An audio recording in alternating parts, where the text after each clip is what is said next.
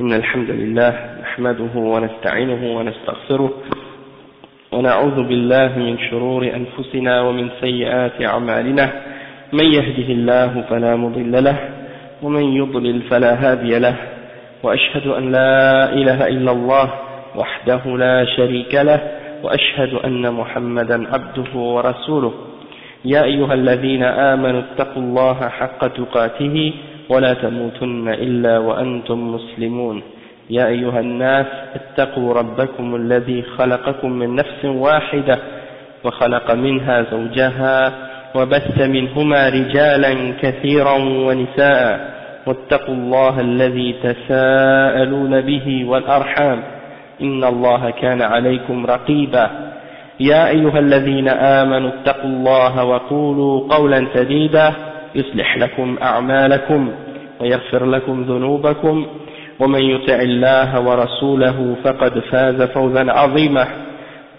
أما بعد فإن خير الكلام كلام الله وخير الهدي هدي محمد صلى الله عليه وسلم وإن شر الأمور محدثاتها وكل محدثة بدعة وكل بدعة ضلالة وكل ضلالة في النار أما بعد.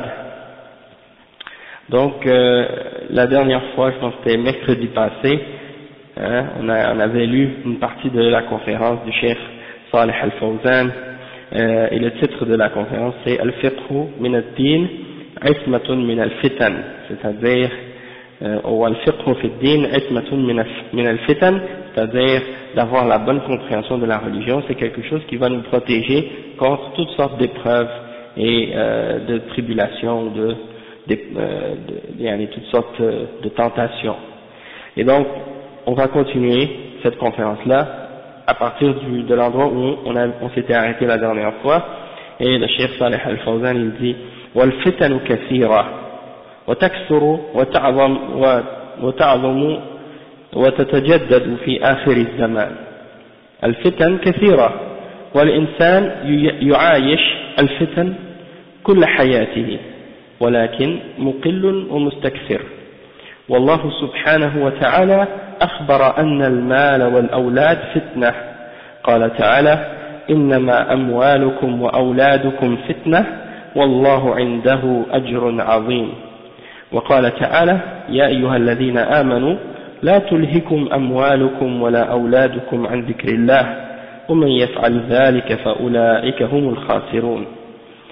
فالأموال والأولاد فتنة، من آثر حب المال وحب الولد وحب البلد وحب العشيرة وحب التجارة وحب المساكن على محبة الله ورسوله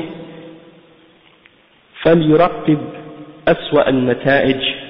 قال تعالى قل إن كان آباؤكم وأبناؤكم وإخوانكم وأزواجكم وعشيرتكم وأموال اقترفتموها وتجارة تخشون كسادها ومساكن ترضونها أحب إليكم من الله ورسوله وجهاد في سبيله فتربصوا حتى يأتي الله بأمره والله لا يهدي القوم الفاسقين. Donc le Cheikh Salih Al-Fawzan il commence en expliquant que les fitans sont très nombreuses dans cette dunya et elles augmentent et elles deviennent de plus en plus grosses et elles se renouvellent de plus en plus vers la fin des temps. Plus on approche de la fin des temps, plus les épreuves et les tribulations augmentent. Et le Cheikh il dit qu'on passe à travers toutes sortes d'épreuves de ce genre à travers notre vie. Et parfois on en a moins et parfois on en a plus. Ça dépend des moments et ça dépend des époques. Et le Cheikh il mentionne que Allah subhanahu wa ta'ala dans le Coran il nous indique que les biens de la dunya, que ce soit l'argent et les possessions qu'on possède, que ce soit les maisons et les autres richesses de la vie, ça c'est des tentations, c'est des fitans.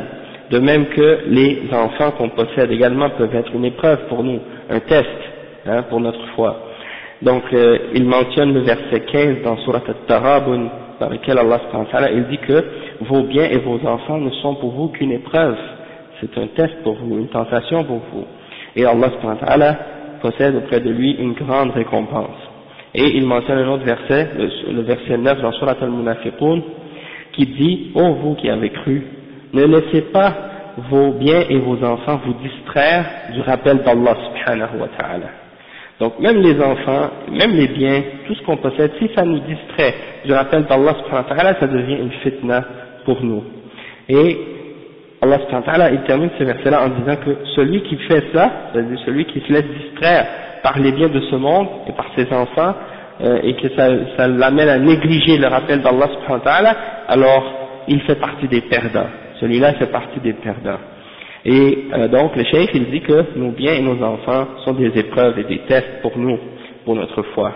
Et celui qui préfère l'amour des biens, l'amour des enfants, l'amour du pays, l'amour de la tribu ou de la famille, ou l'amour du commerce, ou l'amour des demeures ou des maisons qu'on possède, au-dessus de l'amour d'Allah et de son messager, sallallahu alayhi wa sallam, alors qu'il s'attende à avoir la pire des conclusions ou le pire des résultats dans sa vie. Parce que Allah subhanahu wa ta'ala, il dit dans le verset 24 dans Surat At-Tawbah: dis-leur, ô messager d'Allah, que si c'est l'amour, ou si c'est vos pères, ou vos frères, ou non, si c'est vos pères, ou vos fils, ou vos frères, ou vos épouses, ou vos familles, ou les biens que vous possédez, ou le commerce dont vous craignez le déclin, ou les demeures que vous aimez, que vous agréez, elles sont plus aimées pour vous que Allah subhanahu wa ta'ala et son messager et la lutte dans son chemin, alors préparez-vous, fatarabbasu, c'est-à-dire attendez, jusqu'à ce que Allah subhanahu wa ta'ala vienne avec son commandement, et Allah subhanahu wa ta'ala ne guide pas les gens qui sont pécheurs ou les gens qui font le fisq. Allahu la yahdi al-qawm al-fasiqin. Donc le cheikh dit: فالأموال والأولاد فتنة والزوجة فتنة. قال تعالى: يا أيها الذين آمنوا إن من أزواجكم وأولادكم عدوا لكم فاحذروهم لا تؤثروا أو لا تؤثروا محبتهم على محبة الله ورسوله، ولا تأثروا طاعتهم على طاعة الله ورسوله، ولا تنشغلوا بهم عما يقربكم إلى الله سبحانه وتعالى. احذروا. قال الله تعالى: يا أيها الذين آمنوا إن من أزواجكم وأولادكم عدوا لكم فاحذروهم. ليس معنى احذروهم أنكم تعادونهم وتبتعدون عنهم وتقاطعونهم، لا، معناه أنكم تحذرون فتنتهم إذا تعارضت محبتهم مع محبة الله ورسوله صلى الله عليه وسلم، بل قدموا محبة الله ومحبة رسوله صلى الله عليه وسلم على محبة الأموال والأولاد، وحينئذ يصلح الله لكم الأموال ويصلح لكم الأولاد.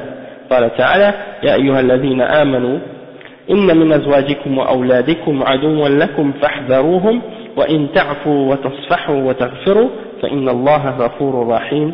إنما أموالكم وأولادكم فتنة والله عنده أجر عظيم فاتقوا الله ما استطعتم. Donc le cheikh il dit que donc les biens et les enfants sont une épreuve, un test. De même que les épouses, les femmes qu'on possède, c'est une épreuve pour nous. Allah subhanahu wa ta'ala dit: ô vous qui avez cru, vos épouses et vos enfants sont un ennemi pour vous, ou bien il y a dans vos femmes et dans vos enfants un ennemi pour vous, alors prenez garde, et c'est-à-dire prenez garde de les préférer, et de les aimer plus que l'obéissance d'Allah subhanahu wa ta'ala et son messager.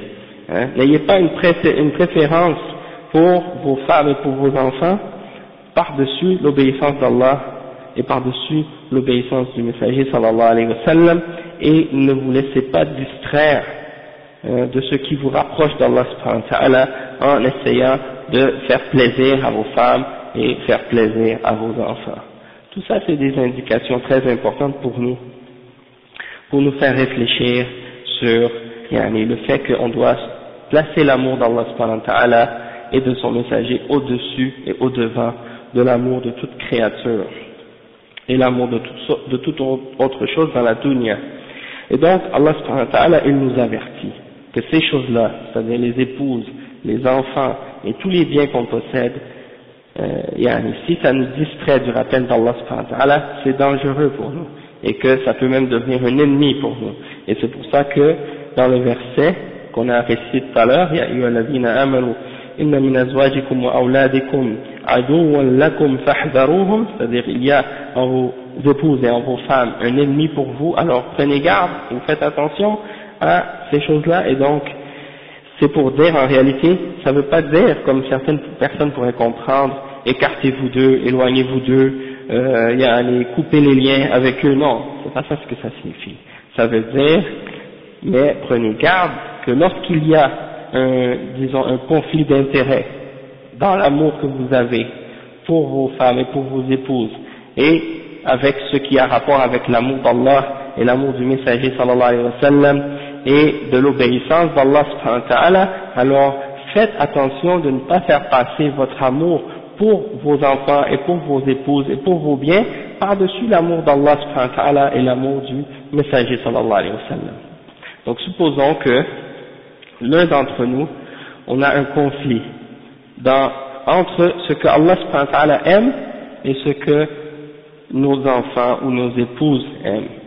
Et que supposons que nos enfants nous demandent quelque chose qui est haram, ou bien nos épouses nous demandent quelque chose qui est contraire à l'obéissance d'Allah subhanahu wa ta'ala. Est-ce qu'on va aimer Allah subhanahu wa ta'ala et son messager et l'obéissance de la volonté d'Allah subhanahu wa ta'ala, est-ce qu'on va placer ça au devant, ou bien on va placer notre amour de nos biens et l'amour de nos épouses et l'amour de nos enfants au devant l'amour d'Allah subhanahu wa ta'ala et l'amour du messager.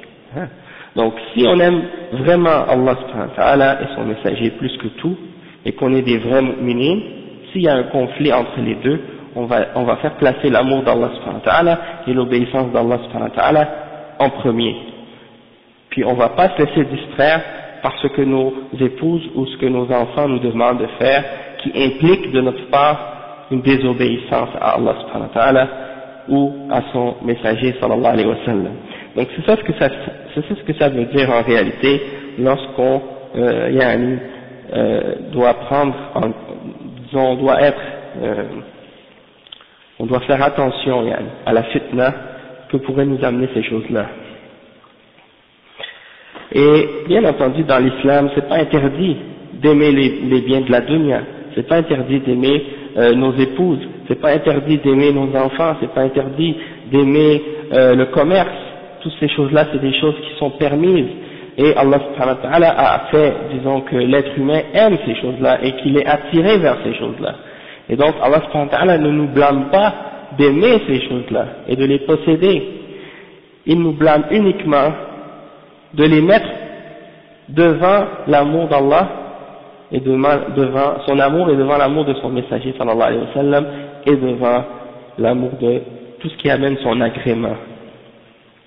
Et donc, lorsque quelqu'un place l'amour qu'il a pour Allah subhanahu wa ta'ala et pour sa religion au devant de tout le reste, eh bien Allah subhanahu wa ta'ala va lui réformer sa situation, réformer ses biens, corriger tous les problèmes qu'il a et améliorer la situation qu'il a avec ses enfants et avec sa famille et avec ses épouses. D'accord? Et il mentionne le verset de Surat Taghabun encore une fois, dans lequel Allah subhanahu wa ta'ala il dit donc qu'il y a un ennemi pour nous, en nos femmes et en nos épouses et en nos enfants, et de prendre garde et de faire preuve d'indulgence, de faire preuve de pardon et de miséricorde envers eux lorsqu'ils nous demandent des choses qui sont pas bien ou qui sont pas correctes, ou bien lorsqu'ils nous distraient du rappel d'Allah subhanahu wa ta'ala. Et Allah subhanahu wa ta'ala est certes miséricordieux, pardonneur et miséricordieux, et il dit que nos enfants et nos biens et nos enfants sont une épreuve et un test pour nous, et Allah subhanahu wa ta'ala il a auprès de lui une grande récompense pour nous. Alors il nous dit à la fin de le craindre le plus qu'on peut. Fattaqullaha mastata'tum, craignez Allah subhanahu wa ta'ala le plus que vous en êtes capable, parce que Allah subhanahu wa ta'ala il sait que on n'est pas capable de le craindre comme il mérite, d'être craint. Il y a un autre verset dans lequel Allah subhanahu wa ta'ala il dit Ya ayyuhalladhina amanu taqullaha haqqa tuqatih. Craignez Allah subhanahu wa ta'ala comme il mérite d'être craint.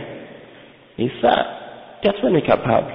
Personne n'est capable de craindre Allah subhanahu wa ta'ala comme il le mérite. Et c'est pour ça qu'il dit dans ce verset ici fattaqullaha mastata'tum. Et si quelqu'un fait son possible pour craindre Allah subhanahu wa ta'ala, ça veut dire qu'il la craint comme il le mérite par rapport à lui. Et si vous retournez au tafsir d'Ibn Kathir, au sujet de ce verset-là, vous allez voir que c'est ça ce qu'il explique. D'accord? Donc ça c'est important. Et après le cheikh il explique, il dit والواجب الواجب على المسلم في هذا الموقف أن يتقي الله ما استطاع وأن لا يقدم محبة زوجته إذا تعرضت مع محبة الله أو محبة ولده أو محبة ماله إذا تعارض ذلك مع ما يحبه الله عز وجل بل يقدم ما يحبه الله عز وجل وبذلك يصلح الله له ماله ويصلح له زوجته ويصلح له أولاده. الخير والشر فتنة قال تعالى ونبلوكم بالشر والخير فتنة وإلينا ترجعون. الخير الذي هو المال والغيث والخفض والنعم والشر الذي منه الابتلاء والامتحان والقحط والجوع والمرض هذا كله فتن تعرض على الإنسان. قال تعالى ونبلوكم بالشر والخير فتنة وإلينا ترجعون. وكذلك الطاعة والمعصية فتنة والإنسان يؤمر بالطاعة وينهى عن المعصية تعرض له الطاعة يأتي وقت الصلاة والعبادة يأتي وقت اللذة والأكل والشرب والاستمتاع وغير ذلك فأيهما يقدم. هذا ابتلاء وامتحان من الله سبحانه وتعالى الناس بعضهم لبعض فتنة قال تعالى وجعلنا بعضكم لبعض فتنة أتصبرون وكان ربك بصيرا. Donc le cheikh il explique ici que donc le musulman c'est obligatoire pour lui dans une situation dans laquelle il est en conflit entre l'amour d'Allah et l'amour de sa femme, ou l'amour d'Allah et l'amour de ses enfants, ou l'amour d'Allah et l'amour de ses biens, l'amour d'Allah ou l'amour de son commerce. C'est un moment d'épreuve, c'est une situation dans laquelle il est testé. Et Allah subhanahu wa ta'ala veut tester à ce moment-là sa foi. Est-ce qu'il est sincère ou est-ce qu'il n'est pas sincère? Est-ce qu'il aime vraiment Allah subhanahu wa ta'ala plus que tout ou non? Regardez Ibrahim alayhi salam, comment Allah subhanahu wa ta'ala l'a éprouvé. Hein? Allah subhanahu wa ta'ala lui a demandé de sacrifier ce qu'il aimait le plus dans ce monde, hein, c'était son fils Ismaïl alayhi salam. Et bien il a réussi le test, il a fait preuve d'une sincérité inégalée. Hein. Il est allé jusqu'à même être prêt à sacrifier son propre fils pour Allah subhanahu wa ta'ala. Et quand Allah subhanahu wa ta'ala a vu de sa part la sincérité, eh bien il l'a récompensé et il a changé le sacrifice pour son fils en lui donnant un mouton. Il a remplacé ça par un mouton. Et donc ça c'est un exemple de l'amour que les prophètes alayhi salatu wassalam avaient pour Allah subhanahu wa ta'ala, et ça montre qu'en réalité les messagers d'Allah alayhi salatu wassalam, ils ne laissaient jamais l'amour d'une créature dépasser leur amour qu'ils avaient pour Allah subhanahu wa ta'ala. Ils laissaient toujours l'amour qu'ils avaient pour Allah subhanahu wa ta'ala au devant de toute chose. Et ça c'est un exemple de fitna, c'est un exemple de test et une épreuve, un examen que Allah subhanahu wa ta'ala nous fait passer, d'accord? Et donc c'est pour nous faire voir en réalité que on est mis à l'épreuve à tout instant. Et le cheikh il dit qu'on est éprouvé dans tout, même dans le mal, dans le bien et dans le mal. Il y a des gens qui pensent que les épreuves dans la vie c'est uniquement dans les choses de mal. Quand par exemple il y a un malheur, quand il y a une maladie, quand il y a une mort, quand il y a une détresse, quand il y a quelque chose qui arrive de négatif dans la vie d'une personne, et il s'imagine que c'est uniquement ces choses-là qui représentent des tests et des épreuves ou des catégories de fitan. En réalité, c'est pas vrai. Les fitan ou les épreuves que Allah subhanahu wa ta'ala nous donne dans notre vie, c'est par le bien et par le mal. Il y a des épreuves qui viennent par le bien, comme par exemple, le chef il donne des exemples des biens, des richesses qu'on reçoit, qu'on possède, hein, la pluie qui tombe, que ce soit toutes sortes de différentes choses de biens. Comme il y a des gens par exemple quand ils étaient pauvres et puis à un certain moment donné de leur vie ils ont reçu une grande richesse, hein, ils sont devenus riches alors qu'ils étaient pauvres, et puis avant d'être riches ils avaient des difficultés, ils avaient des tests, ils avaient des épreuves, et ils se plaignaient peut-être même parfois de la difficulté dans laquelle ils étaient. Puis lorsqu'ils sont devenus riches par la suite, eh ben les problèmes qu'ils avaient se sont agrandis, et ils ont réalisé que maintenant qu'ils avaient de la richesse, c'est vrai que ça avait réglé certains problèmes, mais ça avait amené d'autres problèmes qu'ils n'avaient même pas imaginés auparavant. Et donc c'est pour dire que parfois on se plaint de notre situation, puis on s'imagine que elle est dure et elle est difficile, alors qu'en réalité des fois pour les gens qui ont plus de moyens et qui ont plus de facilité et plus d'aisance, eh ben ça ne veut pas dire qu'eux ils n'ont pas d'épreuves aussi, ça ne veut pas dire qu'ils n'ont pas eux aussi des difficultés dans leur vie. Et parfois la difficulté qui vient par le bien que Allah nous donne est beaucoup plus grande que l'épreuve qui qui nous vient par exemple à cause d'un manquement ou d'un malheur ou d'une pauvreté ou autre chose de ce genre. Donc Allah dit dans Surah Al-Anbiya, le verset 35, qu'il nous met à l'épreuve par le mal et par le bien pour nous tester. Il nous met à l'épreuve par le mal et par le bien pour nous tester. وَنَبْلُوكُمْ بِالشَّرِّ وَالْخَيْرِ فِتْنَةً وَإِلَيْنَا تُرْجَعُونَ. Et c'est vers nous que vous retournez. D'accord? Donc le cheikh il dit aussi que l'obéissance et la désobéissance c'est une forme d'épreuve aussi, c'est un test aussi. L'être humain il est ordonné d'obéir et il est interdit de désobéir. Et lorsque Allah subhanahu wa ta'ala lui ordonne de faire par exemple une obéissance, comme par exemple la prière le temps de la prière arrive, puis en même temps ça concorde avec par exemple un certain plaisir, comme par exemple manger ou boire ou quelque chose d'autre de ce genre, là il y a un conflit entre les deux. Est-ce qu'il va faire la salat en premier, ou bien est-ce qu'il va satisfaire ses désirs, ou qu'est-ce qu'il aime en premier? Et donc ça c'est un exemple de fitna. Et donc s'il est un vrai mu'min, il passe la salat avant le plaisir. Et donc ça c'est une forme de test et d'épreuve.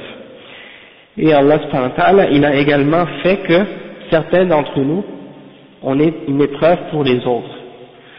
Chacun d'entre nous, on est une épreuve et un test pour l'autre. Et donc on sert de test et d'épreuve les uns pour les autres. Et Allah subhanahu wa ta'ala nous éprouve les uns par les autres. Et il mentionne le verset 20 dans Surat Al-Furqan qui dit وَجَعَلْنَا بَعْضَكُمْ لِبَعْضٍ فِتْنَةً أَتَصْبِرُونَ. On a fait les uns des épreuves pour les autres. On a fait les uns d'entre vous des épreuves pour les autres. Allez-vous être endurant? Allez-vous être patient? Allez-vous être capable de vous supporter les uns les autres? Hein? Donc ça c'est pour vous montrer. On est tous à un moment ou à une autre confrontés à des problèmes entre nous, que ce soit dans la mosquée, que ce soit dans la rue, que ce soit à la maison, que ce soit au travail. Remarquez bien comme il faut, lorsque vous êtes avec des gens autour de vous, que ce soit des musulmans, que ce soit des non-musulmans, que ce soit des membres de votre famille, que ce soit des étrangers, il y a toujours un moment donné où il va y avoir des conflits ou des problèmes entre vous. Parce qu'on est sur la terre pour être éprouvé et pour être testé. Et donc c'est des épreuves. Et Allah subhanahu wa ta'ala, il a fait ça pour nous tester justement. Comment on va réagir? Est-ce qu'on va réagir dans les limites, dans les règles de ce que Allah subhanahu wa ta'ala nous demande, ou bien on va transgresser les limites, et puis on va désobéir à Allah subhanahu wa ta'ala, et puis on va faire de l'injustice les uns contre les autres. Hein? Donc tout ça c'est des exemples. On est tous un test. Moi je suis un test pour le frère est un test pour moi, et ainsi de suite. Hein? Les uns envers les autres. Pour voir si à la fin, on va être capable de respecter les limites d'Allah subhanahu wa ta'ala et de se respecter et de faire preuve de patience et d'endurance les uns envers les autres. Sans sabr, sans patience, sans endurance, on n'est pas capable de se supporter les uns les autres. Hein? On se met en colère, on s'emporte, on s'insulte, hein, et des trucs de ce genre. Et ça c'est contraire à la religion, c'est contraire à l'islam. Le cheikh il dit فالناس يبتلي الله سبحانه وتعالى بعضهم ببعض يبتلي الله سبحانه وتعالى بعضهم ببعض ويبتلي المؤمن بالكافر ويبتلي المؤمن بالمنافق ويبتلي عباده بعضهم ببعض قال تعالى ذلك ولو يشاء الله لانتصر منهم ولكن ليبلو بعضكم ببعض وقال تعالى وجعلنا بعضكم لبعض فتنة أتصبرون. Donc le cheikh il explique que Allah, comme on a dit, Allah il teste les uns par les autres, il nous teste les uns par les autres, le musulman avec le kafir, le musulman, le mu'min avec le munafiq, hein? Et il nous éprouve, il nous met les uns à l'épreuve de l'autre. Le musulman il est une épreuve pour le kafir, parce que le musulman il l'appelle à l'islam, il lui rappelle toujours de la réalité, de pourquoi il vit, de pour qui il vit, de qui il doit adorer, hein, et qu'il doit cesser de suivre les mensonges, ou de suivre l'égarement, ou de suivre tout ce qui est adoré en dehors d'Allah subhanahu wa ta'ala, il doit abandonner ça. Donc le musulman il rappelle aux non-musulmans son obligation et son devoir envers Allah subhanahu wa ta'ala. Et le kafir est une épreuve pour le musulman, est une épreuve pour le musulman aussi, parce qu'il va lui mettre des difficultés parfois, il va lui mettre des obstacles dans son chemin, il va essayer de l'empêcher d'adorer Allah subhanahu wa ta'ala, il va essayer de l'empêcher de remplir ou d'accomplir le but de son existence, le but pour lequel Allah subhanahu wa ta'ala a créé les djinns et les hommes. وَمَا خَلَقْتُ الْجِنَّ وَالْإِنسِ إِلَّا لِيَعْبُدُونَ. Il nous a créé uniquement pour qu'on l'adore, Allah subhanahu wa ta'ala, et pas pour qu'on adore autre chose que lui. Donc ça c'est un exemple. Et donc, Allah subhanahu wa ta'ala, il dit ذَلِكَ وَلَوْ يَشَاءُ اللَّهُ لَانْتَصَرَ مِنْهُمْ وَلَكِنْ لِيَبْلُوَ بَعْضَكُمْ بِبَعْضٍ. Si Allah subhanahu wa ta'ala voulait, il aurait eu la victoire sur les kuffars tout seul, sans avoir à nous utiliser comme intermédiaire dans cette victoire, sans avoir à attendre que nous-mêmes on donne la victoire à sa religion. Mais il a voulu nous éprouver les uns par les autres. Allah subhanahu wa ta'ala, s'il veut, il fait un tremblement de terre, la France est engloutie, c'est fini. Les États-Unis sont engloutis, l'Europe, partout où il y a des mouchriquines, ça y est, c'est fini, il n'y en a plus. Il n'y en reste plus un seul sur la terre, il reste seulement les mu'minines sur la terre. Mais il ne veut pas ça. Il n'a pas voulu ça, il a voulu qu'on soit les uns des tests et des épreuves pour les autres. Hein? Il n'y a pas besoin d'armée, Allah subhanahu wa ta'ala, de cette façon comme nous les êtres humains, les armées qui attaquent les autres et tout ça. Lui, il peut se charger de ça d'autres façons, comme il veut. Hein? Mais il nous a mis les uns des tests et des épreuves pour les autres.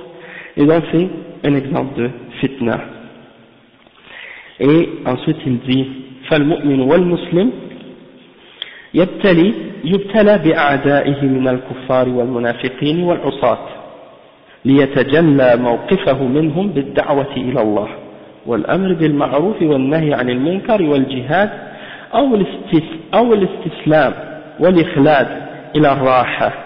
فإن كان الأولى وهي الدعوة إلى الله والأمر بالمعروف والنهي عن المنكر والجهاد كان على خير ونجح في الامتحان. وإن كانت الثانية وهي الاستسلام والإخلاد إلى الراحة وعدم التعرض للناس وهم على شرهم وعدم دعوتهم إلى الله وعدم الأمر بالمعروف والنهي عن المنكر وعدم الجهاد في سبيل الله إنما استسلم وأخلد إلى الراحة كانت الخسارة والإخفاق في الامتحان. قال تعالى وجعلنا بعضكم لبعض فتنة وكذلك يبتلي الغني بالفقير. Donc le cheikh il explique ici, il dit que le musulman et le croyant et le musulman, hein, il est testé par ses ennemis parmi les kuffars et les munafiqin, les kuffars et les munafiqin et les gens qui font des péchés et qui désobéissent à Allah subhanahu wa ta'ala. Et il y a une sagesse, il y a une grande sagesse là, dans cette réalité là. Il y a une grande sagesse pourquoi Allah subhanahu wa ta'ala fait les choses de cette façon. C'est pour en réalité faire ressortir qui sont parmi les hommes ceux qui vont être les défenseurs de la vérité, qui parmi les hommes vont être ceux qui vont prendre une position de fermeté et de vérité dans l'appel à Allah subhanahu wa ta'ala, dans le fait d'appeler les hommes à l'obéissance et à l'adoration d'Allah subhanahu wa ta'ala, qui va prendre une position de fermeté dans l'ordonnance du bien et dans l'interdiction du mal, dans le fait de lutter dans le chemin d'Allah subhanahu wa ta'ala, ou bien, par opposition à ceux-là, ceux qui vont se soumettre, qui vont abandonner, qui vont baisser les bras, et qui vont, disons, préférer le repos, ou bien préférer la facilité, devant l'épreuve. Ils vont dire non, nous on veut pas de conflit, on veut pas de difficulté, on veut pas se compliquer la vie en appelant les gens à l'islam, en ordonnant le bien, en interdisant le mal, en luttant pour la vérité et pour la foi.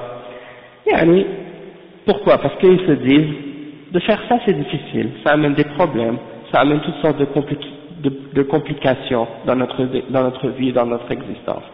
Nous préférons la voie facile, la voie où tout le monde va être content, tout le monde va être satisfait, tout le monde va rire ensemble, tout le monde va être heureux soi-disant.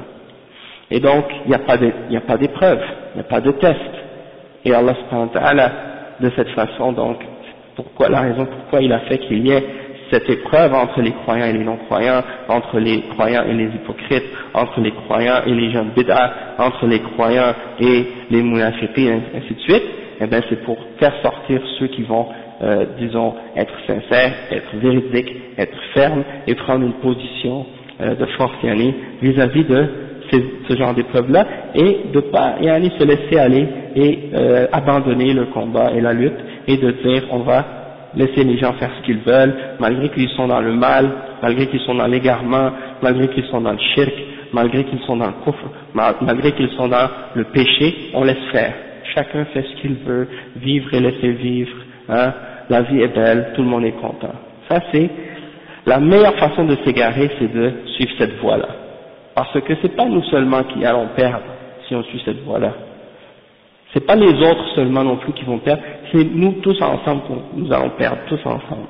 C'est comme l'exemple des gens qui sont sur un bateau. Vous avez sûrement tous entendu ce hadith au moins une fois. Il y a deux étages dans le bateau. Ceux qui sont en haut, il y a ceux qui sont en bas. Il y a ceux qui sont en haut, ils ont accès à l'eau facilement. Ceux qui sont en bas ne peuvent pas avoir de l'eau facilement, donc ils ont, à un moment donné, ils ont l'idée de dire on va faire un trou dans le bateau pour prendre de l'eau directement, comme ça on ne dérange pas les gens qui sont en haut. Et puis, dans le hadith, le prophète sallallahu alayhi wa sallam dit, si les gens d'en haut laissent les gens d'en bas faire le trou, eh bien c'est pas seulement les gens d'en bas qui vont couler, c'est les deux, c'est tout le monde ensemble qui vont couler. Et l'exemple de ce bateau-là, c'est comme l'exemple de la société en réalité. Et il y a les gens qui sont en haut, c'est-à-dire les mu'minoun, les ulama, les du'at, les gens qui appellent les gens au bien, et il y a les gens qui sont en bas, c'est les gens qui aiment les choses basses, les péchés, les tentations, les désirs, les choses d'égarement. Donc ceux qui sont en bas, eux, ils veulent toujours essayer de faire couler le bateau. Et c'est ceux qui sont en haut qui essaient toujours de les ramener et de leur dire arrêtez, vous allez faire couler le bateau. Cessez de faire ces choses-là. Mais, bien entendu, souvent il y a des gens qui s'aveuglent, qui refusent de comprendre cette sagesse et cette réalité. Allah subhanahu wa ta'ala, il aurait pu faire sur la terre tout le monde croyant. Et il n'y aurait pas eu d'épreuve. Mais Allah subhanahu wa ta'ala a voulu qu'il y ait des croyants et des non-croyants pour qu'il y ait ces épreuves-là pour faire sortir à la fin qui sont les véridiques, qui sont les menteurs, qui sont les gens du bien, qui sont les gens du mal. Et à la fin, il y aura un jugement, tout le monde va être récompensé selon ce qu'il a fait. Tout le monde va être récompensé selon ce qu'il a mérité dans cette dunya. Personne ne sera lésé. Personne n'aura été, disons, traité avec injustice devant Allah subhanahu wa ta'ala. Wa alaykum assalam wa rahmatullahi wa barakatuh. Le cheikh dit ensuite, وكذلك يبتلي الغني بالفقير قال تعالى وكذلك فتنا بعضهم ببعض ليقولوا أهؤلاء من الله عليهم من بيننا أليس الله بأعلم بالشاكرين. الكفار يحتقرون فقراء المسلمين ويقولون أهؤلاء من الله عليهم من بيننا هؤلاء ناس فقراء ليس بأيديهم شيء كيف يكونون هم على الهدى ونحن على الضلال نحن أهل المال نحن أهل الثروة نحن أهل الرياسة وأهل الرأي وأهل الحل والعقد وهؤلاء فقراء مساكين مع هذا يزعمون أنهم خير منا وأنهم أهؤلاء من الله عليهم من بيننا. يقول تعالى أليس الله بأعلم بالشاكرين. الله جل وعلا لا ينظر إلى صوركم وأموالكم وإنما ينظر إلى قلوبكم وأعمالكم. فالفقير الشاكر والمؤمن بالله الراغب في الخير هذا هو ولي الله عز وجل. أما المستكبر والمتعالي على الحق الذي أعجب بماله ونفسه وجاهه ولم يقبل الحق فهذا لا يساوي عند الله شيئا وإن كان يساوي عند نفسه شيئا كبيرا فإنه لا يساوي عند الله شيئا. Le cheikh il explique ici, il dit que Allah subhanahu wa ta'ala il met également à l'épreuve le riche par le pauvre par le riche et le riche par le pauvre, hein? Et Allah subhanahu wa ta'ala il dit dans le verset 53 dans sourate Al-An'am, hein, c'est ainsi que Allah subhanahu wa ta'ala met à l'épreuve les uns par les autres, il met les hommes à l'épreuve les uns par les autres pour que certains d'entre eux disent est-ce ceux-là qu'Allah subhanahu wa ta'ala a favorisé sur nous ou parmi nous? Et après ça Allah subhanahu wa ta'ala dit Allah ne connaît-il pas mieux les reconnaissants? Qu'est-ce que ça veut dire ça? Ça veut dire que les gens riches parmi les hommes ils regardent les gens pauvres qui ont cru en Allah subhanahu wa ta'ala et ils disent est-ce que c'est à eux que Allah subhanahu wa ta'ala a fait une grâce parmi nous? Est-ce que c'est eux que Allah subhanahu wa ta'ala a favorisé parmi nous en voulant dire nous méritons beaucoup plus d'être honorés et d'être guidés sur le droit chemin que parce que nous sommes riches et nous avons toutes les grâces dans ce monde, donc ça voudrait dire qu'on devrait être ceux qui sont sur le droit chemin. Et Allah subhanahu wa ta'ala il dit alaysa Allahu bi'alama bish-shakirin, Allah ne connaît-il pas mieux les reconnaissants? Donc le cheikh il dit que les kuffars, les non-croyants, les gens qui ont rejeté la foi, ils ont du mépris pour les pauvres parmi les musulmans, ok? Et ils disent, parce que des fois il y a des musulmans qui sont riches, et quand ils viennent par exemple parmi les kuffars leur montrent du respect, de l'honneur, parce qu'ils sont riches, pas parce qu'ils les aiment, pas parce qu'ils aiment les musulmans riches, parce qu'ils veulent leur argent. Et s'ils agissent mal envers eux, eh ben ils ne pourront pas prendre leur argent.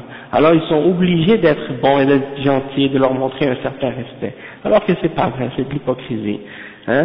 Toutefois, envers les pauvres, on voit la réalité de ce qu'ils ont dans le cœur. Lorsqu'ils voient des musulmans pauvres, ils disent, est-ce que c'est à eux que Dieu aurait fait une faveur parmi nous? Ceux-là sont pauvres, ils n'ont rien. Comment ils pourraient être sur la guidance? Et comment nous on pourrait être sur l'égarement? Nous sommes ceux qui possédons toutes les richesses, tous les biens. Nous sommes ceux qui possédons l'autorité et le pouvoir. Nous sommes ceux qui possédons l'opinion et les positions de décision. Alors que ceux-là sont pauvres. Et malgré tout, ils s'imaginent et ils pensent qu'ils sont meilleurs que nous. Et donc, ils disent, est-ce que c'est ceux-là que Allah a, ou est-ce que c'est ceux-là que Allah a favorisé parmi nous? Et Allah subhanahu wa ta'ala, il dit, n'est-ce pas que Allah subhanahu wa ta'ala est celui qui connaît mieux les reconnaissants? Donc Allah subhanahu wa ta'ala, quand il regarde les hommes, il ne regarde pas leur apparence physique, leur couleur, leur forme, leur création, est-ce que tu es beau ou est-ce que tu es moins beau. Allah subhanahu wa ta'ala ne regarde pas ça. Et il ne regarde pas non plus tes actions, il ne regarde pas non plus ta richesse, combien tu possèdes, combien tu as combien de maisons tu possèdes, combien de voitures tu possèdes, combien d'épouses tu possèdes, combien tu as de richesse dans ce monde. Il ne regarde pas ça. Allah subhanahu wa ta'ala, il regarde vos cœurs et il regarde vos actions. Donc si votre cœur est bon, et que vos actions sont bonnes, même si vous êtes le plus pauvre parmi les hommes, vous êtes meilleur que le plus riche parmi les hommes qui n'a pas ça, qui n'a pas la foi, qui n'a pas les bonnes œuvres. D'accord? Donc Allah subhanahu wa ta'ala, il aime les croyants et il dit فالفقير الشاكر المؤمن بالله الراغب في الخير هذا هو ولي الله. Donc il dit que la personne qui est pauvre mais qui est reconnaissante envers Allah subhanahu wa ta'ala et qui croit en Allah subhanahu wa ta'ala et qui aime le bien, voilà celui qui est l'allié d'Allah, le rapproché d'Allah subhanahu wa ta'ala. Mais celui qui est fier et orgueilleux, arrogant, qui s'élève contre la vérité, qui refuse d'accepter la vérité, et qui est ébloui par lui-même et parce qu'il possède de biens, de richesses et de positions dans la vie, et qui rejette la vérité, celui-là n'a aucune valeur pour Allah subhanahu wa ta'ala. Il ne vaut rien pour Allah subhanahu wa ta'ala, même si à ses yeux ou pour lui-même il s'imagine qu'il a une grande valeur. En réalité il n'a aucune valeur, il ne vaut rien pour Allah subhanahu wa ta'ala. فإنه لا يساوي عند الله شيئا, il ne vaut rien auprès d'Allah subhanahu wa ta'ala. قال تعالى هؤلاء من الله عليهم من بيننا, يعني هؤلاء حصلوا على الهداية دوننا وهم بهذه الحالة من الفقر والفاقة والحاجة ونحن أعز منهم ونحن أكبر منهم, هذا بزعمهم, لأن المقاييس عندهم مقاييس الغنى والثروة والجاه, ليست مقاييس القلوب والأعمال. أما المقاييس عند الله جل وعلا فهي القلوب والأعمال, ولكن ينظر إلى قلوبكم وأعمالكم, والله جل وعلا يعطي الدنيا لمن يحب ومن لا يحب, ولكنه لا يعطي هذا الدين إلا لمن يحب. قال تعالى وكذلك فتنا بعضهم ببعض ليقولوا أهؤلاء من الله عليهم من بيننا. Regardez, le cheikh il dit encore une fois, est-ce que c'est sur eux qu'Allah a mis sa faveur parmi nous? Ces gens-là sont arrivés, est-ce que c'est ceux-là qui ont trouvé la guidance? Les gens se posent souvent cette question-là parmi les kuffars aujourd'hui. Ils voient les musulmans par exemple, les gens ils disent ça c'est des gens dans des banlieues, dans des ghettos, ils sont pauvres, ils n'ont pas d'éducation, ils n'ont pas d'argent, ils sont pas bien financièrement ou économiquement, et ils disent, ils sont défavorisés, ils sont bas, et donc ils s'imaginent que le fait qu'une personne est dans cette situation-là, il devrait se sentir humilié, il doit baisser la tête, il doit presque avoir honte de sa situation. Mais le croyant, il n'est pas comme ça. Le croyant, il baisse pas la tête. Le croyant, il n'a jamais honte parce qu'il est croyant en Allah subhanahu wa ta'ala. Il met sa fierté et son honneur en Allah subhanahu wa ta'ala. Et même si il marche à pied dans la rue, même s'il roule à vélo, ou même s'il est sur le dos d'un âne et qu'à côté de lui, un homme passe en Ferrari ou en Porsche, ou peu importe en quelle voiture il roule, et peu importe le prix ou la valeur des vêtements qu'il met sur son dos, il ne vaut rien pour Allah subhanahu wa ta'ala. Et donc le mu'min, il regarde cet homme avec fierté, la tête haute, avec tout son honneur. Pourquoi? Parce qu'il sait qu'il est mu'min, il croit en Allah subhanahu wa ta'ala, il ne se sent pas inférieur à lui, peu importe qu'est-ce que cet homme peut posséder de richesse. Tandis que l'autre pense que sa valeur dépend de ce qu'il possède de bien. Et si demain il perd sa richesse, personne ne voudra plus le connaître, personne ne voudra plus être son ami. Aujourd'hui il a de l'argent, tout le monde veut le connaître, tout le monde veut lui parler, tout le monde veut avoir une relation avec lui. Demain il perd tout son argent, personne ne le reconnaîtra. Les gens diront on veut rien savoir de toi. Parce que la valeur qu'il avait dans le cœur des gens, l'importance qu'il avait pour les gens était attachée au bien et à la richesse qu'il possédait. Du moment qu'il a tout perdu, il n'a plus de valeur pour eux. Tandis que même si c'était le plus pauvre des hommes, les gens l'ont aimé pour Allah subhanahu wa ta'ala, l'ont aimé pour sa foi, l'ont aimé pour ses bonnes qualités. Et donc, ils l'ont respecté, ils lui ont donné son honneur pour Allah subhanahu wa ta'ala. Et tant qu'il reste sur ça, cet amour et ce respect va rester. peut pas disparaître, peu importe qu'ils deviennent pauvres ou riches, ça reste. Hein? Donc c'est ça la différence, comment les gens jugent dans ce monde aujourd'hui. Donc Allah subhanahu wa ta'ala, il ne juge pas de la même manière que nous les êtres humains entre les uns entre les autres. Allah subhanahu wa ta'ala, il regarde, comme on a dit tout à l'heure, le cœur et il regarde les actions. Il ne regarde pas combien tu possèdes dans ton portefeuille. Hein? Et donc, Allah subhanahu wa ta'ala, il donne la dunya à celui qu'il aime et à celui qu'il n'aime pas. Tandis que sa religion, il la donne uniquement à ceux qu'il aime. L'argent, il la donne à tout le monde, ceux qu'il aime et ceux qu'il n'aime pas, le croyant et le non-croyant. Mais la religion, il ne la donne qu'à celui qu'il aime. C'est-à-dire, il ne la donne qu'aux croyants. Hein?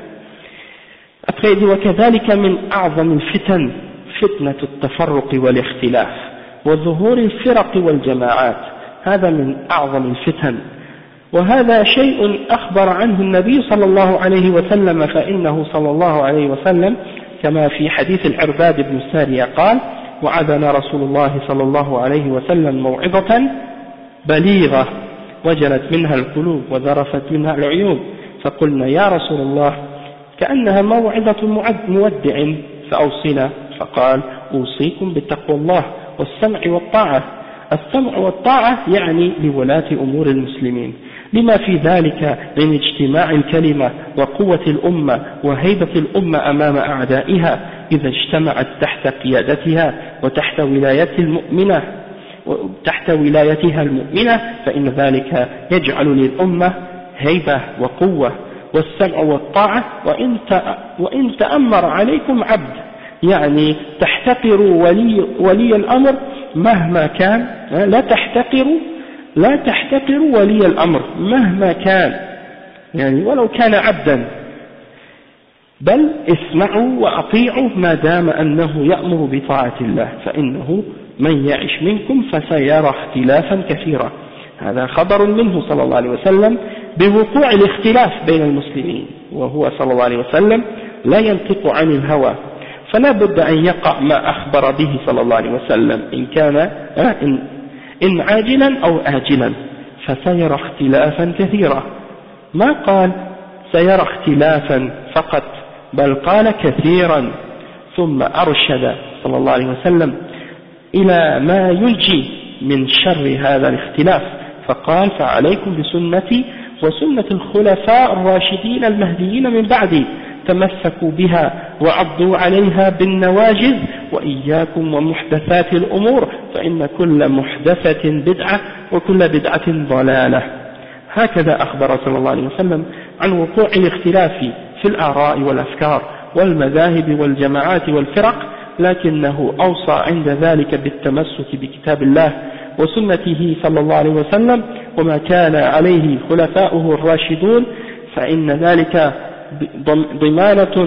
ضمانة النجاة لمن عمل به أما من أفلتت يده من سنة رسول الله صلى الله عليه وسلم ومنهج الخلفاء الراشدين فإنه سيضيع مع هذه الفرق المختلفة وكان صلى الله عليه وسلم يقول في خطبه ومحادثاته إن خير الحديث كتاب الله وخير الهدي هدي محمد صلى الله عليه وسلم وشر الأمور محدثاتها وكل بدعة ضلالة وعليكم بالجماعة فإن يد الله على الجماعة ومن شذ في النار فبين صلى الله عليه وسلم أسباب النجاة من الفتن وهي التمسك بكتاب الله والتمسك بهدي رسوله صلى الله عليه وسلم والحذر من محدثات الأمور إن خير الحديث كتاب الله وخير الهدي هدي محمد صلى الله عليه وسلم وشر الأمور محدثاتها ثم قال وعليكم بالجماعة. Ici le cheikh il explique que parmi les épreuves et parmi les tests dans la dunya, il y a parmi les plus importantes de ces épreuves la division et la divergence.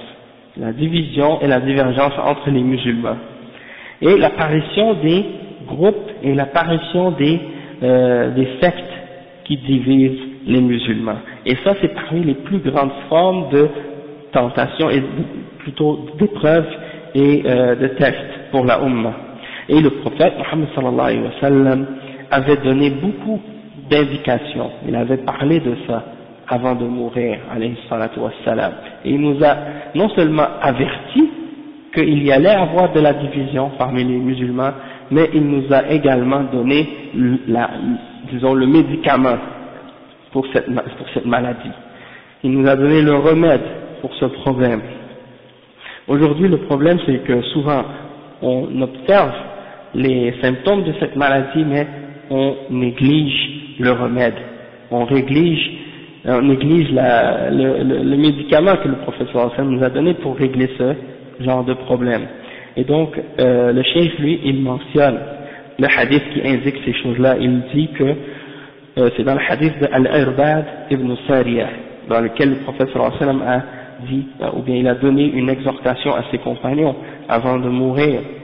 Et c'était une exhortation très touchante, qui avait eu un grand impact sur le cœur des croyants. Ça avait fait trembler leur cœur. Et on avait vu des larmes couler des yeux des sahaba lorsqu'ils ont entendu ce discours. Alors ils ont dit au messager d'Allah, ô messager d'Allah, la façon dont tu parles, on dirait que tu es en train de nous dire adieu. Alors donne-nous un conseil.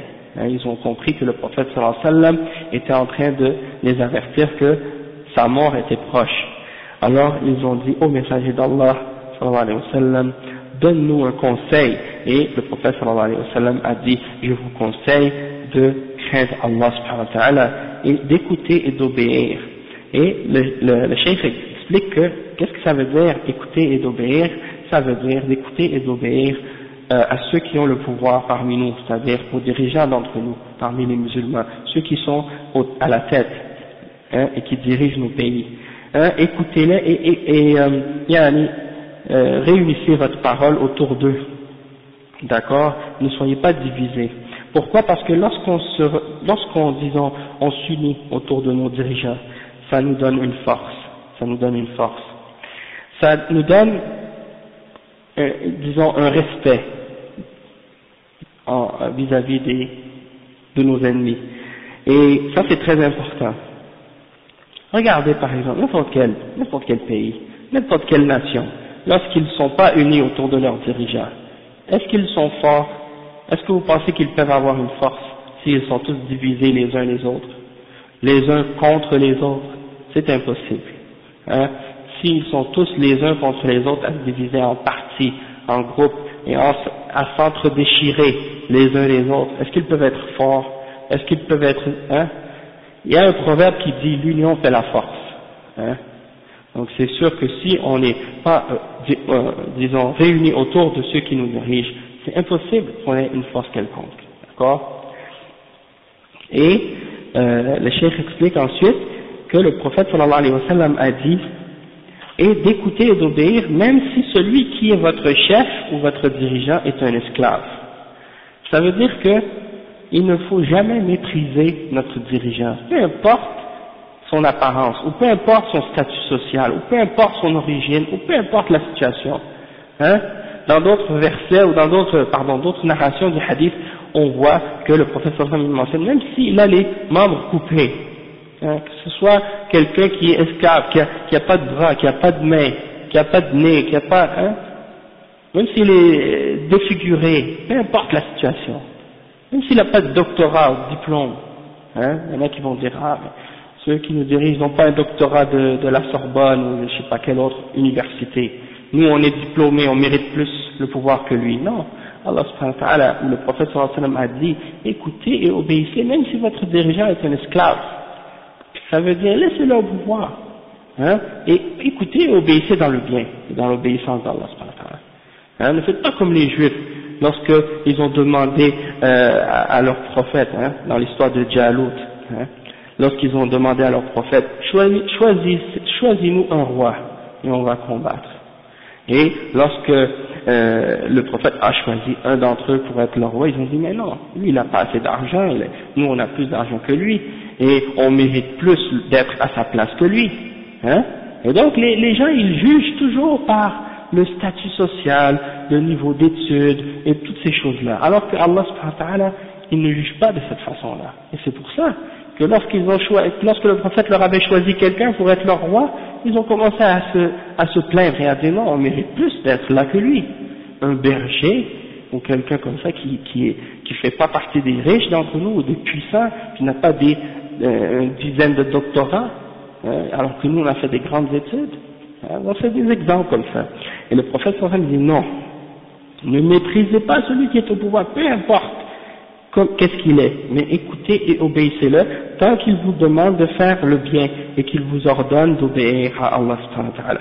Parce que ceux qui vont vivre parmi vous vont voir beaucoup de divergences, vont voir beaucoup de désaccords, et lorsque vous allez voir ça, alors accrochez-vous à ma sunna et à la sunna des khulafa ar-rashidin.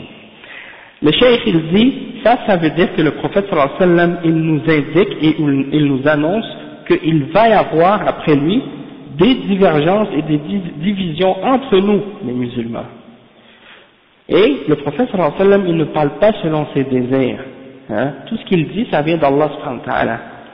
Donc, c'est obligatoire qu'il doit se produire ce que le prophète sallallahu alayhi wa sallam a annoncé. Parce que c'est une révélation, c'est une prophétie. Soit que ça va arriver tôt ou tard, un des deux, il n'y a pas de doute que ça doit arriver.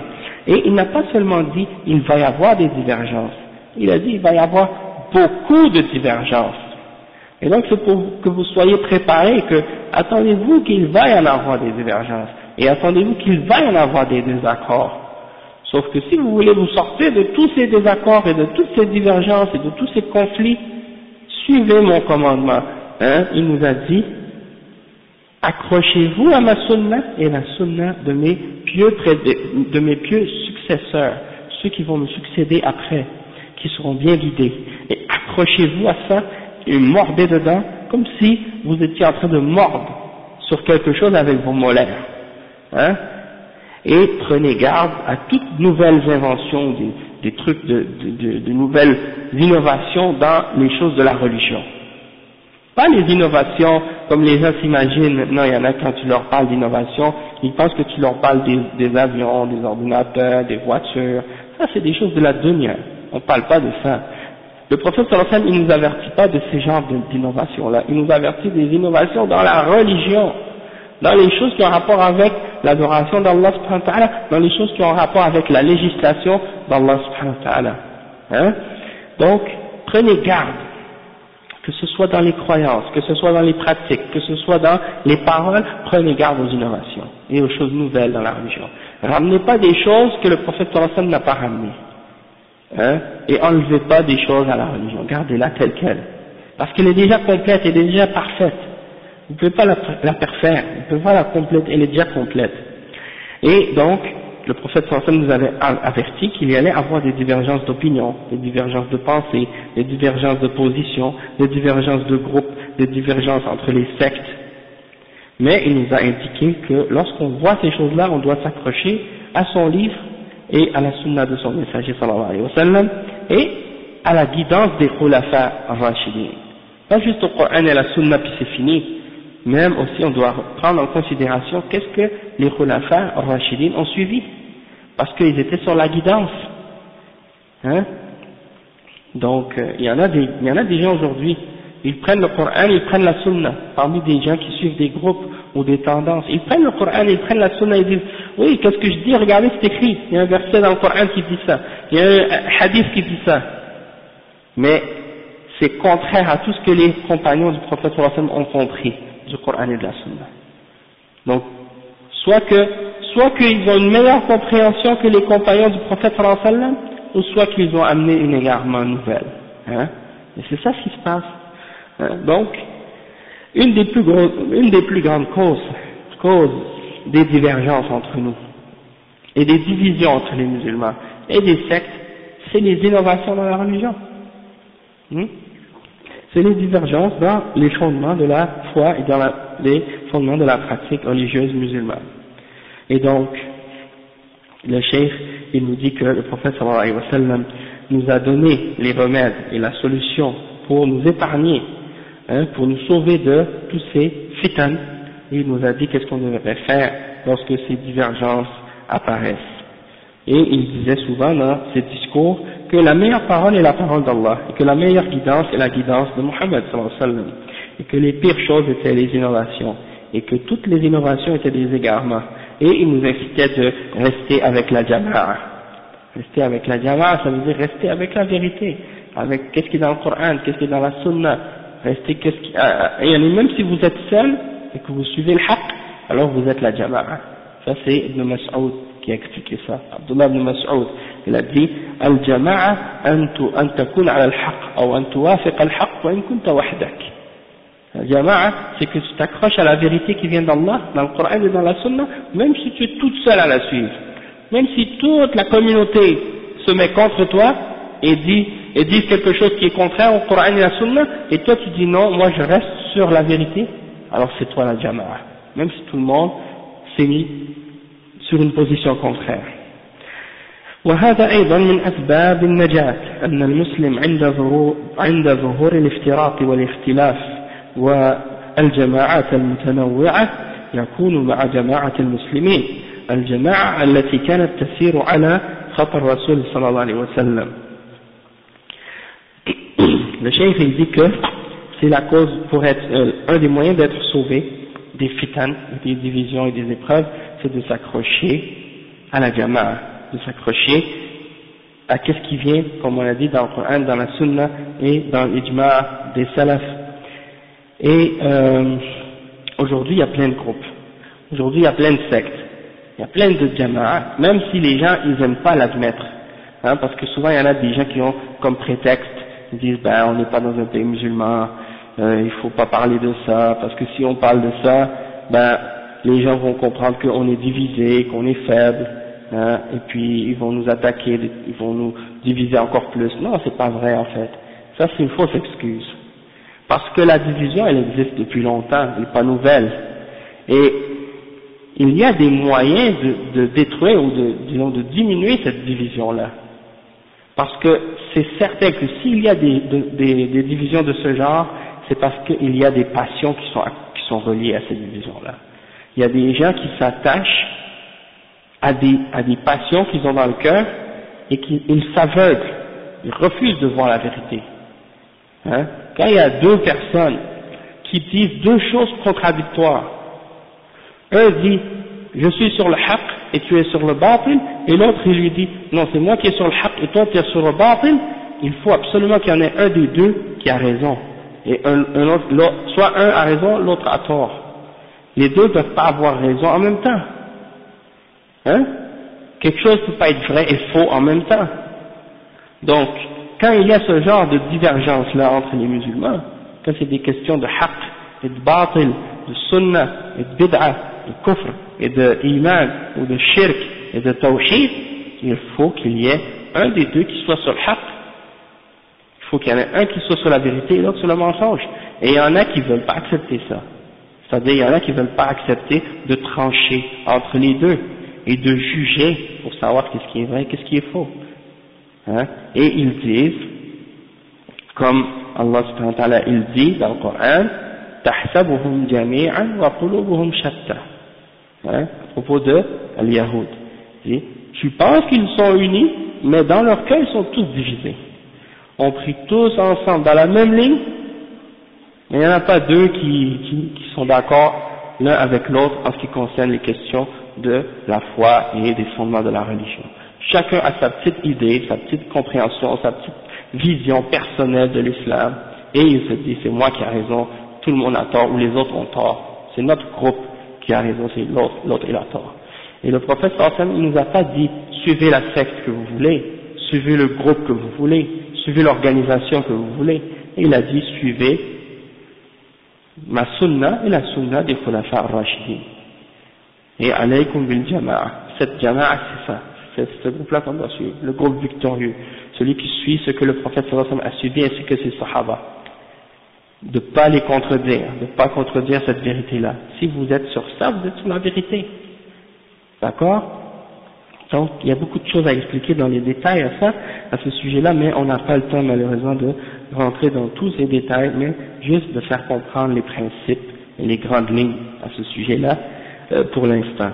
Donc le cheikh il dit الجماعة التي كانت تسير على خطى الرسول صلى الله عليه وسلم وعلى منهج الرسول صلى الله عليه وسلم لا يسير على منهج المتكلمين أو الجدليين أو المبتدعين وإن تسموا بأسماء براقة خداعة إلا أنها لا تغر أهل الإيمان فأهل الإيمان يأخذون بما أوصى به الرسول صلى الله عليه وسلم وعليكم بالجماعة جماعة المسلمين وهذا مثل قوله صلى الله عليه وسلم في حديث في افتراق الأمة قال افترقت اليهود على 71 فرقة وافترقت النصارى على 72 فرقة وستفترق هذه الأمة على 73 فرقة كلها في النار إلا واحدة قيل من هي يا رسول الله قال من كان على مثل ما أنا عليه اليوم وأصحابي هذا مثل قوله وعليكم بالجماعة فإن يد الله على الجماعة فالجماعة هي التي تكون على ما كان عليه الرسول صلى الله عليه وسلم وأصحابه ولو كانت قليلة ليس من شرط الجماعة أن تكون كثيرة بل من شرطها أن تكون على الحق ولو كانت قليلة والكثرة ليست دليلا على الحق قال تعالى وإن تطع أكثر من في الأرض يضلوك عن سبيل الله وإن يتبعون إلا الظن. Le cheikh il dit qu'il faut suivre les pas du prophète Mohammed sallallahu alayhi wa sallam et être sur la voie du prophète sallallahu alayhi wa sallam et ne pas suivre la voie des mutakallimin, il y a qui ont fait de la philosophie, qui parlent de Dieu en se basant sur leur raison et non pas sur la révélation, ou bien des gens qui entrent dans des discussions philosophiques et des débats sur la foi en se basant sur leur raison seulement, ou des gens de bid'ah, même s'ils se donnent des beaux titres et des beaux noms, docteur, etc. Tout ça, ça veut rien dire. Il ne faut pas se laisser tromper par ces genres de choses-là. Des fois, vous avez des gens qui vont donner une conférence, et là vous voyez le docteur un tel va donner une conférence sur l'islam. Et quand vous regardez pour essayer de savoir un peu plus sur cet individu-là, eh bien vous réalisez qu'il est docteur, non pas en islam, mais il est docteur en médecine, en biologie, en chimie, en mathématiques. Et donc, on se laisse tromper parfois par ces titres, docteur. Et puis pourtant il ne connaît rien de l'islam. Juste parce qu'il a étudié dans la dunya, il a un doctorat dans une science quelconque, et il pense que ça lui permet de parler de religion. Et ça c'est trompeur. Donc ça c'est un exemple. Et donc le cheikh il dit donc, il faut prendre le conseil que le prophète sallallahu alayhi wa sallam a donné quand il a dit et accrochez-vous à la jama'a, c'est-à-dire au groupe des musulmans, et ça c'est comme dans le hadith où le prophète sallallahu alayhi wa sallam parle de la division de la Ummah, lorsqu'il dit que les juifs se sont divisés en 71 sectes, et que les chrétiens se sont divisés en 72 sectes, et que notre Ummah va se diviser en 73 sectes, et qu'elles seraient toutes en enfer excepté une seule. Et on lui a demandé au messager d'Allah sallallahu alayhi wa sallam, laquelle au messager d'Allah sera sauvé et sera au paradis. Il a dit ceux qui ont suivi ce que je suis moi-même ainsi que mes compagnons. Donc tu veux être dans le groupe sauvé, tu veux faire partie de cette secte qui va au paradis parmi les 73, c'est pas difficile, tu n'as qu'à suivre le prophète Mohammed sallallahu alayhi wa sallam et ses compagnons. Si tu fais ça avec la preuve, tu es dans le groupe sauvé, alhamdulillah. Donc le cheikh il dit al-jama'a c'est celle qui suit la vérité. Il dit que le prophète sallallahu alayhi wa sallam a dit restez avec al-jama'a et que la main d'Allah subhanahu wa ta'ala est sur la jama'a. Et il a dit que c'est pas une condition que la jama'a soit nombreuse. Elle peut être petite cette jama'a. C'est pas la quantité en fait. Qu'est-ce qui compte, c'est qu'elle s'accroche à ce que suivait le messager sallallahu alayhi wa sallam ainsi que les sahaba. Et regardez juste comme exemple pour comprendre ça comme il faut. Regardez la proportion des musulmans sur la terre aujourd'hui par rapport aux non-musulmans. Est-ce qu'il y a plus de musulmans ou plus de non-musulmans? Il y a plus de non-musulmans. Les musulmans, si on regarde, en général, on dit qu'ils sont environ 1 milliard et demi. Et le reste des humains sur la terre sont des kuffar et des mushrikines. Hein? Donc ça voudrait dire que si on devait se baser sur la quantité, ça voudrait dire que nous les musulmans on est une minorité, donc on n'est pas sur la vérité. Et que eux sont plus nombreux que nous, donc ils sont sur le haqq. Ça c'est pas vrai. Allah subhanahu wa ta'ala ne regarde pas les gens par rapport à la quantité. Et parmi les musulmans, parmi tous ceux qui disent la ilaha illallah Muhammad Rasulullah, parmi tous ceux qui font la salat, ou tous ceux qui disent musulmans, est-ce que tous ces gens-là respectent les conditions et les règles et les fondements de la ilaha illallah Muhammad Rasulullah? Si on analyse ça comme il faut en profondeur, on va voir que beaucoup d'entre ceux-là ne respectent pas les conditions et les règles. Hein? Donc c'est pas la quantité qui compte. Et le prophète sallallahu alayhi wa sallam, c'est pour ça qu'il dit, il va y avoir beaucoup de sectes, beaucoup de groupes, mais il y en a une seule qui va être sur la vérité réellement, pas juste dans le nom. Musulman avec le nom c'est facile, hein? Musulman avec la carte d'identité, ça c'est facile. Mais le vrai musulman, celui qui craint Allah, qui croit à Allah, qui croit au tawhid, qui connaît la signification de la ilaha illallah, Muhammad Rasulullah sallallahu alayhi wa sallam, qui remplit les conditions et qui l'applique comme il faut, qui suit l'exemple du prophète sallallahu alayhi wa sallam et l'exemple des sahaba. Ah, ça c'est l'exemple, et ça c'est qu'est-ce qu'on trouve en minorité.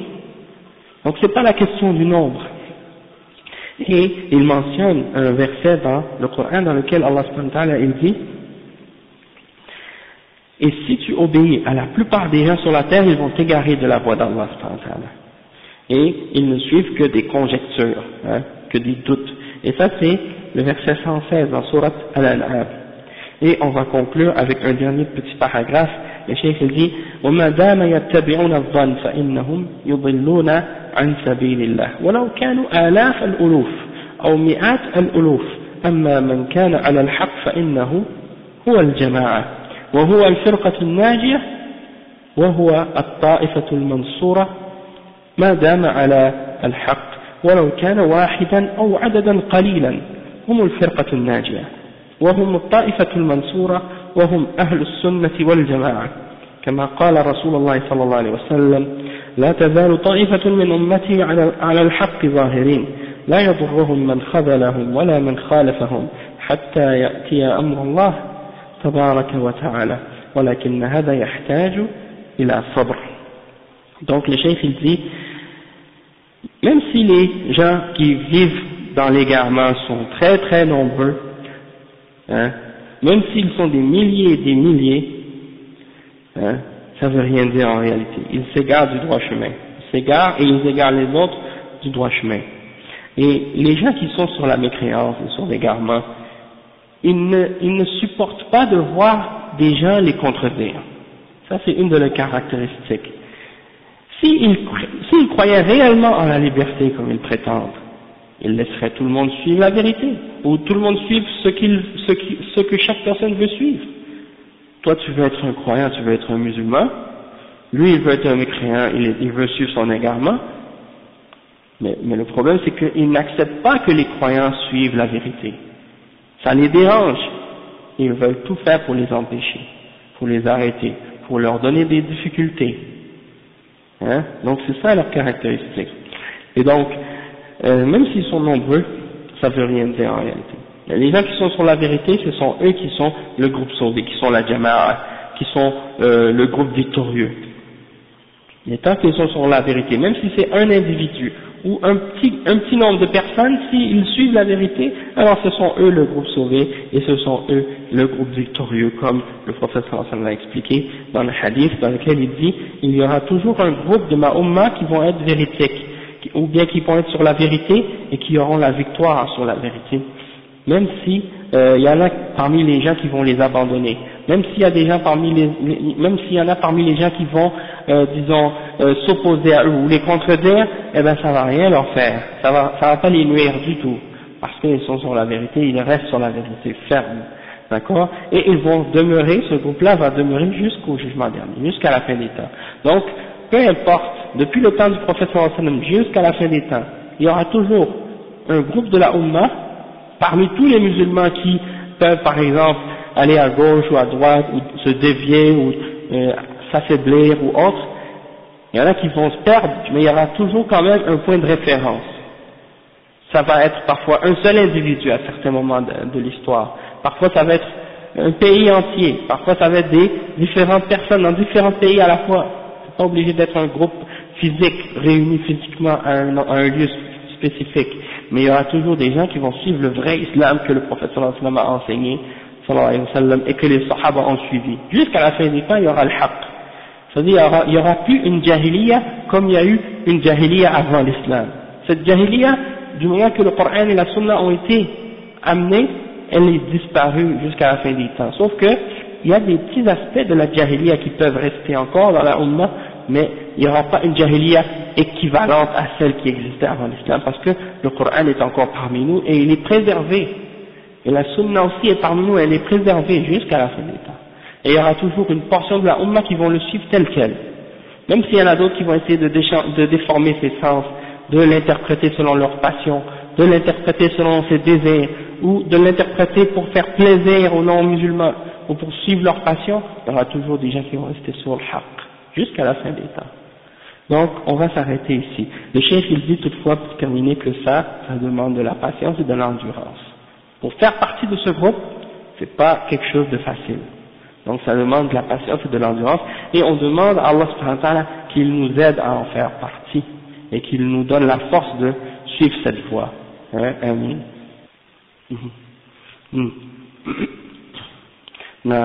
Le frère il pose la question à propos de as-sam' wa ta'a, et il y en a qui disent que par exemple si un pays musulman n'applique pas la charia en entier ou à 100%, par exemple il y a des choses qui sont dans ces pays-là, des choses qui sont en contradiction avec la loi islamique, donc ils s'imaginent que c'est pas obligé de faire as-sam' wa ta'a ou d'écouter et d'obéir aux dirigeants. Hein, et les ulama ont répondu à cette question-là, et ils ont dit que même si la charia n'est pas appliquée en entier ou à 100%, parce que de toute façon, dans l'histoire de l'islam, jusqu'à aujourd'hui, il n'y a jamais eu un pays qui est parfait à 100%, où il n'y a pas de péché, où tout le monde marche sans désobéir à Allah, hein, où il n'y a pas de faute, où les dirigeants sont honnêtes et pieux et qui ne désobéissent jamais et qui ne font jamais d'injustice à personne. Celui qui s'imagine une chose pareille, il vit dans les rêves, et il suit une utopie et non pas la réalité. Donc la réalité c'est qu'il y a des injustices, il y a des péchés, il y a des faiblesses qui vont se produire, il y a des contradictions à la charia qui vont se produire, et c'est ça ce qui arrive. Sauf que nous on a un idéal qu'on essaie d'atteindre, et on fait des efforts pour l'atteindre, en appelant les gens à Allah, en essayant de réformer la situation et en réformant la société avec la science, avec l'éducation, avec le ilm et tout.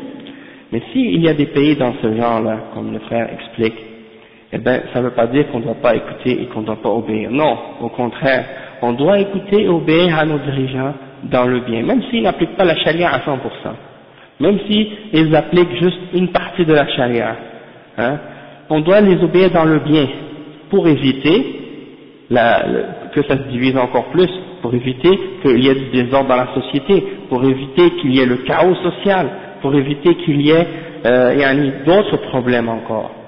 Par exemple, il y a un cheikh, une fois on lui a posé cette question-là, et lui a dit, subhanallah, si on n'a pas un dirigeant qui organise la société et nos choses sociales et tout ça, on pourrait même pas savoir comment récolter nos poubelles dans la rue.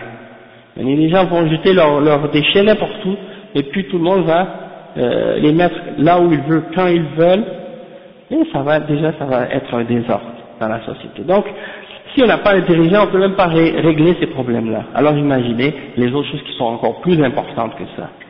Et la réponse à ce sujet-là, par exemple, si c'est des dirigeants qui ne respectent pas comme il faut toutes les règles de la charia, c'est que la façon de corriger ça, c'est pas de désobéir et d'appeler à la désobéissance et au rejet et à se révolter contre les dirigeants, non. C'est d'essayer de, au contraire, donner le nasiha, comme le prophète sallallahu alayhi wa sallam nous a ordonné. Donc s'il nous ordonne, ces dirigeants, de désobéir à Dieu, de faire des péchés, on n'écoute pas et on n'obéit pas dans le péché. Mais dans le reste, dans tout le reste, des choses de bien, des choses qui sont bonnes en général, on les écoute et on les obéit dans ces choses-là.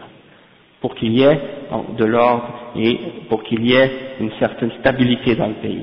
Parce que, soyez conscients d'une chose, c'est que toute instabilité politique dans les pays amène des instabilités dans l'économie, amène des instabilités sociales, et toutes sortes de problèmes, et l'insécurité, et toutes sortes d'autres choses. Et lorsque ces choses-là s'installent dans une société, c'est plus possible par la suite d'adorer Allah subhanahu wa ta'ala comme il faut. Parce que quelqu'un a peur de sortir de chez lui, quelqu'un a peur d'aller travailler, quelqu'un a peur d'aller étudier, quelqu'un a peur de toutes les choses normales de la vie deviennent quelque chose de difficile, quelque chose, tu as peur pour ta vie. Et tout ça, ça vient du fait qu'il n'y a pas de sécurité, il n'y a pas d'ordre, il n'y a pas d'obéissance, il n'y a pas de sam'a wa ta'a. Donc même si on peut, disons, voir que dans certains pays il y a des contradictions à la charia, c'est pas en augmentant le désordre que ça va régler le problème. D'accord? Au contraire. Donc, wallahu a'lam, on va s'arrêter à ça, inshallah. Subhanakallah wa bihamdik, ashhadu an la ilaha illa anta astaghfiruka wa atubu ilayk, wa jazakumullahu khayran.